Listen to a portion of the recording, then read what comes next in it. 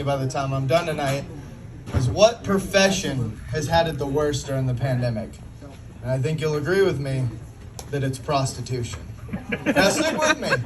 Most of us, we go to work, our employer provides us with masks, right? You have them up front at the counter. Not a prostitute. She's a private contractor. She has to provide her own masks.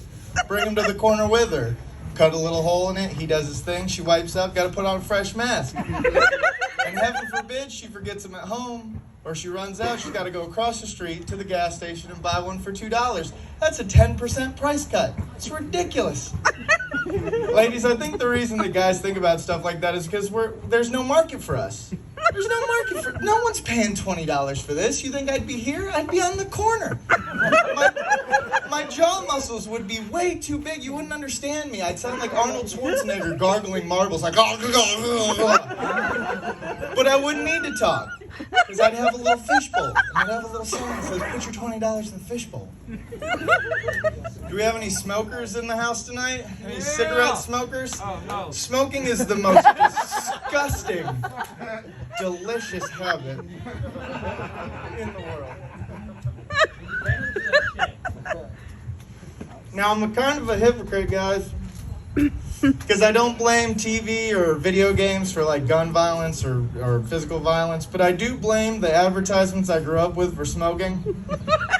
When I was a kid, we had two major icons of smoking. We had the Marlboro Man and Joe Cool the Camel. So we had a tough cowboy and a cartoon smoking camel.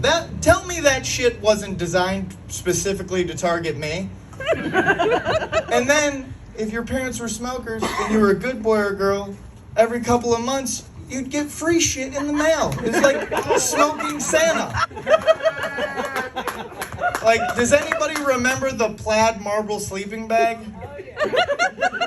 I'm pretty sure that, thank you, sir. I'm pretty sure that the warmth of that sleeping bag comes from the souls of all the people their product has killed. Because, hang on a second. Very toasty. Because I'm laying there on a Boy Scout trip when I'm 10. It's midnight. And I hear, smoke more. Just 2 more points until you get the beer koozie with the pocket on the side for your cigarettes. And I'm like, Satan? Yeah, no, Mom's not here right now. Did you try the clock radio? Not there either? Oh, okay. No, yeah, no, big day tomorrow. Canoeing merit badge, yeah. Yeah, no, or you'll have to try yeah, love you too? Oh, okay, there's a strange relationship I shared with Satan.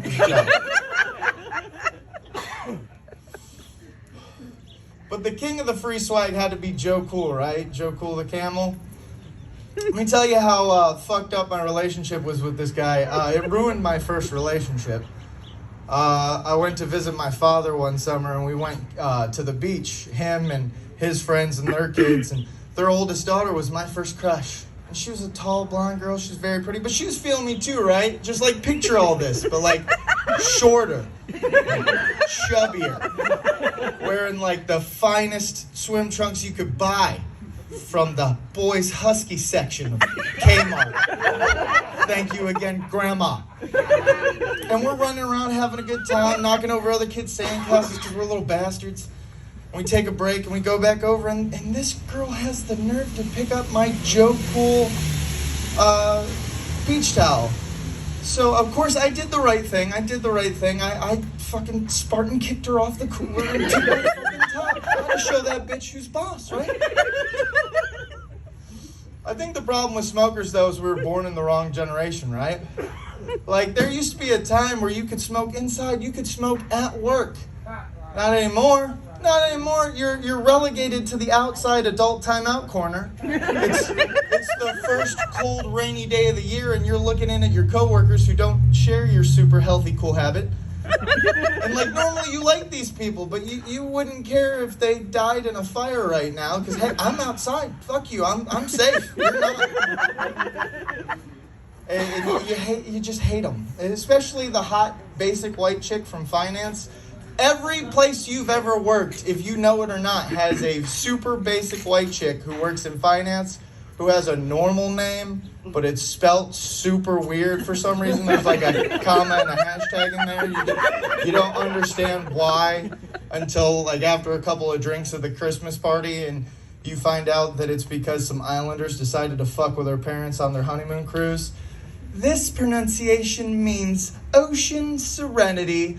No, actually it means basic white bitch who works in finance. Whose favorite song is Wet Ass Pussy by Cardi B. And she's pissed right now because the pandemic, she should have been out fucking, getting dry humped on the dance floor, and now she's pissed.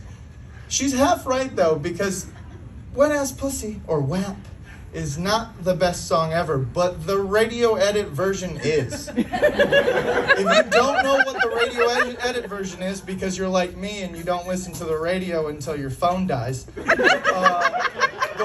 radio edit version is Wet and Gushy, or WAG. Now, ladies and gentlemen, I'm on TikTok. I've seen the WAP dance, but I don't know what the WAG dance is.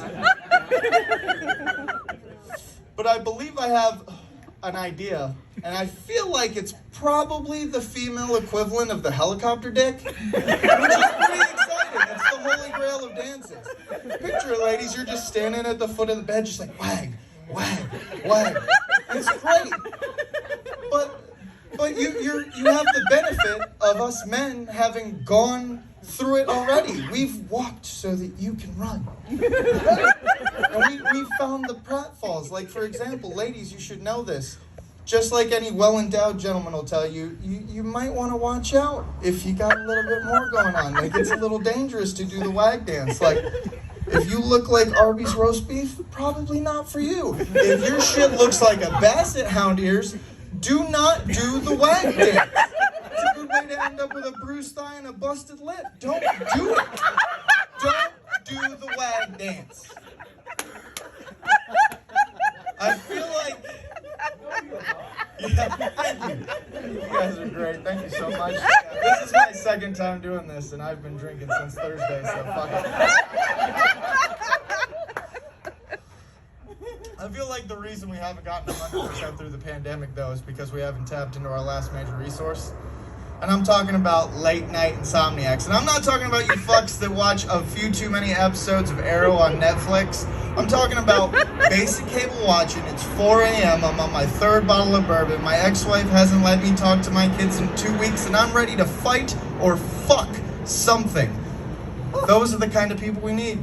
And this is how we get them. We run an infomercial at 3 o'clock in the morning, and every infomercial starts the same way.